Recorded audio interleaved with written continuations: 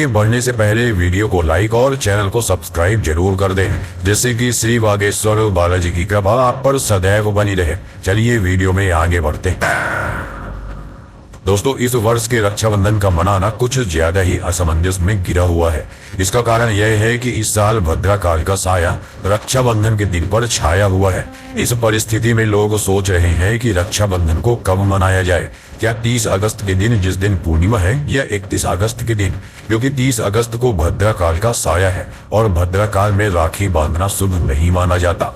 कुछ लोगों का कहना है कि 30 अगस्त को पूर्णिमा है, इसीलिए उस दिन राखी बांधना चाहिए। वहीं कुछ लोगों का मत है कि उस दिन भद्राकाल है, इसीलिए 31 अगस्त को बांधनी चाहिए।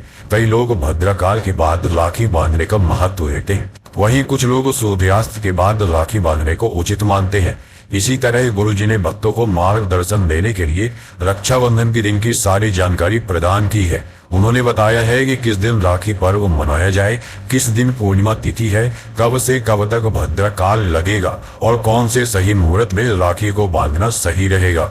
गुरुजी ने इन सारे प्रश्नों के उत्तर देते हुए कहा है कि रक्षाबंधन के दिन को लेकर आजकल कई सारे लोग बहुत सारी गलत बातें और मान्यताएं भी सोशल मीडिया के जरिए लोगों तक पहुंचा रहे हैं। ऐसे में उनकी तरफ से इन सारे प्रश्नों के उत्तर उनके भक्तों का मार्गदर्शन करेंगे।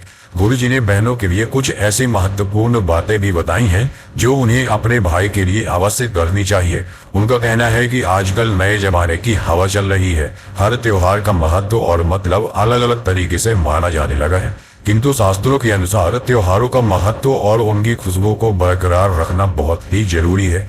रक्षाबंधन का पर्व केवल भाई को राखी बांधना और सोशल मीडिया पर फोटो को डालना नहीं, किंतु इसकी महिमा कई गुना ज्यादा है। गुरुजी बताते हैं कि यह केवल सुंदर और फैंसी दिखने वाला धागा नहीं है, बल्कि इसका महत्व कई गुना इससे भी अधिक है। शास्त्रों में रक्षा सूत्र को एक मजबूत और ताकतवर हथियार के रूप में माना गया है, जिसके आगे देवता भी अपना सिर झुकाते हैं। गुरुजी ने बहनों के मार्गदर्शन के संदर्भ में यह कहा है कि जो बहनें राखी खरीद कर घर लाती हैं, वे इन राखियों को ऐसे ही अलमारी में या यहाँ वहाँ रख देती हैं, जिससे रक्षा सूत्र का अपमान होता है। आपको करना यह है कि जब आप राखी खरीद कर घर लाते हैं तो उन राखियों को साफ और स्वच्छ कपड़े में बांधकर मंदिर में रख देना है और ओम कृष्णाय वासुदेवाय नमो नमः का जाप करते हुए उनका पूजन करें। उसके बाद आप वह राखी अपने भाइयों को बांधें। उस रक्षा सूत्र की शक्ति इससे कई गुना बढ़ जाएगी। दोस्तों, दूसरी बात यह है कि कई बहनें बाहरी सुंदरता में मोहक होकर भाइयों के लिए प्लास्टिक की या ऐसे ब्रेसलेट वाली राखियां लाती हैं, जबकि गुरुजी कहते हैं कि शास्त्रों में सबसे उत्तम धागा रक्षा सूत्र यानी कि कलावा होता है। यह सूती धागे से बने रक्षा सूत्र को ही सबसे उत्तम स्थान दिया गया है। इसीलिए भाइयों को प्यार और विश्वास से भरा कलावा पहनाना चाहिए, न कि ऐसी राहु और केतु को अपनी ओर मोहक करने वाली राखियां। आजकल बहनें भाइयों का मुंह मीठा करने के लिए चॉकलेट्स, केक्स, डोनट्स और अन्य विभिन्न चीजें लाती हैं, किंतु शास्त्रों में इसका सख्त विरोध किया गया है। उनका कहना है कि बहनों को अपने भाइयों की लंबी आयु और सुखमय जीवन के लिए श्रीफल यानी कि नारियल का प्रयोग करना चाहिए। नारियल की शक्ति को जिन्होंने नहीं जाना वे मूर्ख होते हैं। जिनकी बहनें अपने भाइयों के लिए नारियल लाती हैं, ऐसे भाइयों को माता लक्ष्मी का आशीर्वाद प्राप्त होता है। दोस्तों, राखी बांधने के लिए सही समय का ज्ञान होना बहुत महत्वपूर्ण है। हालांकि यह आवश्यक है, किंतु आपकी भावना और आपके रक्षा सूत्र को बांधने का तरीका भी महत्वपूर्ण है। गुरुजी के अनुसार राखी बांधने के बाद भाइयों को अपनी बहन के चरणों को स्पर्श करने की आवश्यकता होती है। आपके घर में बेटियां 100 पंडितों के समान मानी जाती है और उनका आशीर्वाद प्राप्त करना आपके जीवन के लिए अत्यंत लाभकारी होता है। इसीलिए इस काम को करना कभी भी ना भूलें। गुरुजी ने अपने भक्तों की उलझनों को दूर करते हुए बताया है कि हर वर्ष रक्षाबंधन का पर्व पूर्णिमा तिथि को मनाया जाता है। इस साल पूर्णिमा तिथि 30 अगस्त 2023 को प्रातः 10:59 से शुरू होकर दूसरे दिन यानी कि 31 अगस्त की सुबह 7:04 तक पूर्णिमा रहेगी। इसीलिए इस साल रक्षाबंधन का त्योहार 2 दिनों तक मनाया जा सकता है। अब बात करते हैं भद्राकाल की, तो 30 अगस्त को पूर्णिमा तिथि के आरंभ होने के साथ ही भद्राकाल का भी आरंभ हो जाएगा, जो रात्रि के 9:02 तक रहेगा। भद्राकाल में राखी को नहीं बांधा जाएगा, इसीलिए भद्राकाल खत्म होने के बाद ही शुभ मुहूर्त का आरंभ होगा। इस बीच में यानी कि भद्राकाल में राखी को बांधने का कोई भी मुहूर्त नहीं है।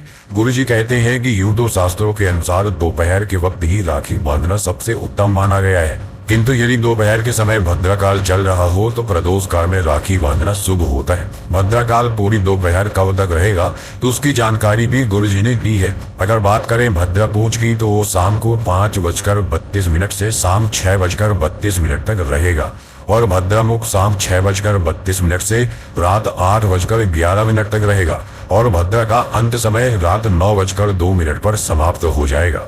उसके पश्चात ही शुभ मुहूर्त का आरंभ हो सकता है, जो कि भद्रकाल के समाप्त होते ही रात्रि के 9:03 से शुरू होकर मध्य रात्रि 12:28 तक चलेगा।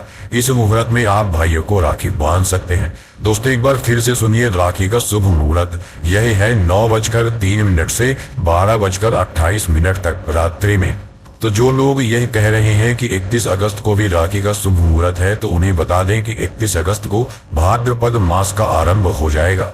इसलिए श्रावण मास के यानी 30 अगस्त को ही धर्म कर्म करना शुभ रहेगा, क्योंकि 30 अगस्त को सुबह 10:59 के बाद पूरे दिन पूर्णिमा तिथि रहेगी, जबकि 31 अगस्त को भद्र मास शुरू हो जाएगा। किंतु यदि आप 31 अगस्त को भी राखी बांधना चाहते हैं तो प्रातः काल 7:04 से पहले ही राखी को बांध सकते हैं, क्योंकि उस वक्त तक पूर्णिमा तिथि रहेगी।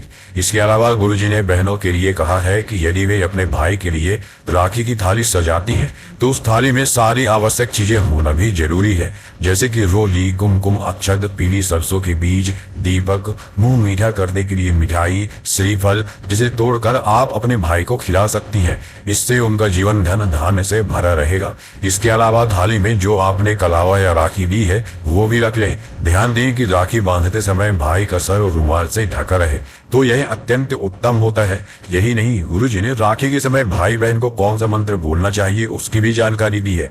उस मंत्र का उच्चारण आपको राखी बांधते समय करना है। इसके उच्चारण से रक्षा सूत्र की पवित्रता और शक्ति कई गुना बढ़ जाती है। ये मंत्र इस प्रकार है: ओम येन बद्धो बलि राजा दान वेद्रो महाबल तेन त्वामपि बधामि रक्षे माचल माचल। तो उम्मीद करते हैं कि गुरुजी की बताई हुई ये बातें और राखी का शुभ मुहूर्त आपको समझ में आ गया होगा।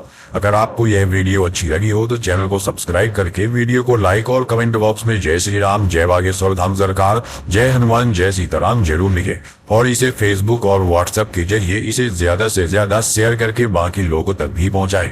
तो मिलते हैं अगली वीडियो में, तब तक आप अपना ध्यान रखें, स्वस्थ रहें, सुरक्षित रहें। धन्यवाद।